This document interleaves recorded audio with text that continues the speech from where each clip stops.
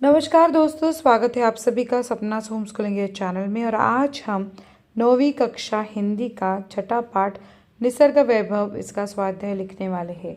अगर आप नए हो इस चैनल को तो चैनल को सब्सक्राइब कीजिए, बेल आइकन दबाइए, क्योंकि हमने इस पाठ के हर प्रश्न का उत्तर यहाँ पर दिया है। जैसे कि पठनीय में प्रश्न दिया गया है, निम्न शब्द पढ़िए, शब्द पढ़ने के बाद जो भाव आपके मन में आते हैं वे कक्षा में सुनाइए।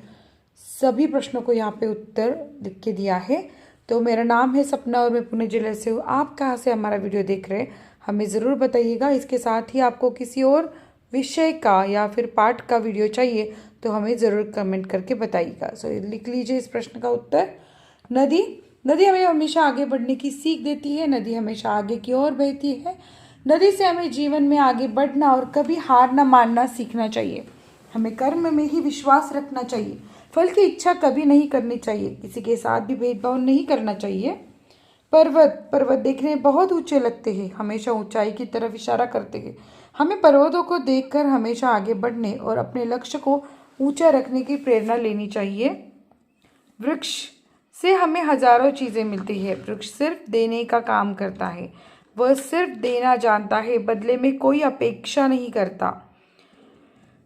कड़ी धूप हो या जोरों की बारिश, सभी मौसम का वृक्ष डटकर सामना करता है, कभी हार नहीं मानता। हमें भी वृक्ष से ये बातें सीखनी चाहिए।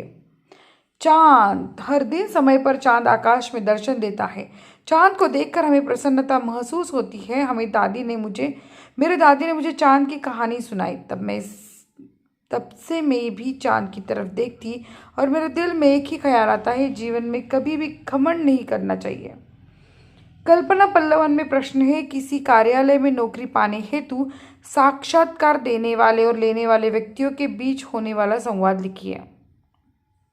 उत्तर, उम्मीदवार। नमस्ते श्रीमान अधिकारी। नमस्ते, आइए बैठिए। उम्मीदवार, जो शुक्रिया। अधिकारी, आपका नाम। उम्मीदवार, श्री राजेश तिवारी। अधिकारी, आप अपने कार्य अनुभव के बारे में बताइए।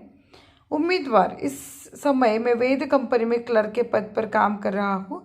इस पद पर काम करते हुए मुझे 3 वर्ष पूर्ण हो गए। इस प्रकार मेरे पास 3 वर्ष का अनुभव है। अधिकारी, क्या आप बता सकते हैं कि एक आदर्श कर्मचारी की कौन कौन सी विशेषताएं होती है? उम्मीदवार, एक आदर्श कर्मचारी के पास अपने काम के प्रति निष्ठा, लगन एवं मेहनत से काम करने का जज्बा होता है। अधिकारी, यदि हम आपको कंपनी में क्लर्क के पद पर नियुक्त करेंगे तो आप किस प्रकार स्वयं को अन्य कर्मचारियों से श्रेष्ठ साबित कर सकेंगे? उम्मीदवार, मैं अपनी पूरी लगन एवं ईमानदारी से अपने कार्य को पूर्ण करूंगा। कंपनी के प्रत्येक कार्य को मैं बड़े चाव के साथ पूरा करने का प्रयास करूंगा। इस प्रकार मैं अपनी मेहनत से अपने आप को अन्य कर्मचारियों से श्रेष्ठ साबित करने का प्रयास करूंगा। अधिकारी, ठीक है, धन्यवाद। उम्मीदवार, धन्यवाद श्रीमान महोदय। पाठ के आंगन में सूचना के अनुसार कृतियाँ कीजिए। संजाल पूर्ण करना है। कविता में आए प्राकृतिक सौंदर्य के घटक। पुलकित तृणदल, गिरिशिखर, तितलियां, फूलों की ज्वालाएं। ख, कविता की पंक्तियों को उचित क्रमानुसार लिखकर प्रवाह तख्ता पूर्ण कीजिए। प्रवाह तख्ता है, अनिल स्पर्श से पुलकित तृणदल, निश्चल तरंग सी स्तंभित, परिचित मरकट आंगन में, अभिशापित हो उसका जीवन। प्रश्न 2 है, कविता द्वारा प्राप्त संदेश लिखिए। उत्तर, प्रस्तुत कविता के माध्यम से कवि ने मनुष्य के हृदय में प्रकृति प्रेम उत्पन्न करने का प्रयास किया है। प्रकृति में चारों ओर सौंदर्य भरा पड़ा है और उस सौंदर्य की अनुभूति कराने के लिए मनुष्य को प्रकृति और जाना चाहिए। मनुष्य को प्रकृति से हमेशा खुश एवं प्रसन्न रहने की प्रेरणा लेनी चाहिए। मनुष्य को एक दूसरे से नफरत नहीं करनी चाहिए। उसे अपने मन से क्षुद्र भावों को त्याग कर प्रकृति की भांति विशाल हृदय रखना चाहिए। मानव के मन से वैश्विक प्रेम व परोपकार की भावना साकार करना ही इस कविता का उद्देश्य है।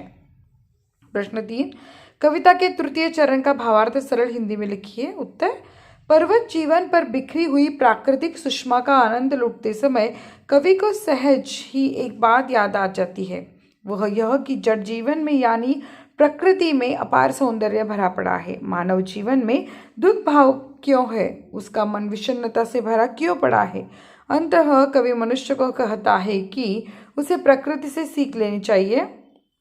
उसे मानव प्रकृति का पुनः संश्लेषण विश्लेषण करना चाहिए। देखा जाए तो मनुष्य ईश्वर का प्रतिनिधि है, फिर भी उसका जीवन अभिशापित है। शायद इसलिए कि उसे क्षुद्र अहंकार रूपी भावना ने दिन रात घेरा हुआ है। इसी कारण वह विश्व चेतना से दूर चला गया है और वह अकेला पड़ गया है।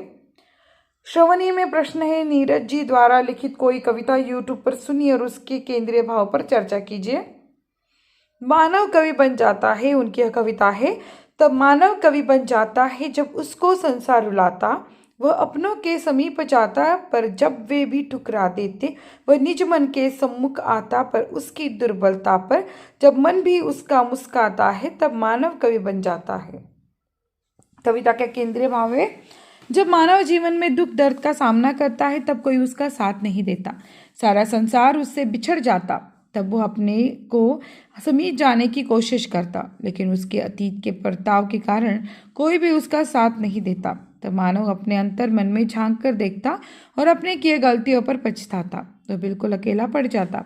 तभी वह अपनी भावनाओं शब्दों में पिरोता, उसकी भावनाएं कविताओं में तब्दील हो जाती और वह कवि बन जाता। भाषा बिंदु, निम्नलिखित मुहावरे कहावतों में से अनुपयुक्त शब्द काटकर उपयुक्त शब्द लिखिए।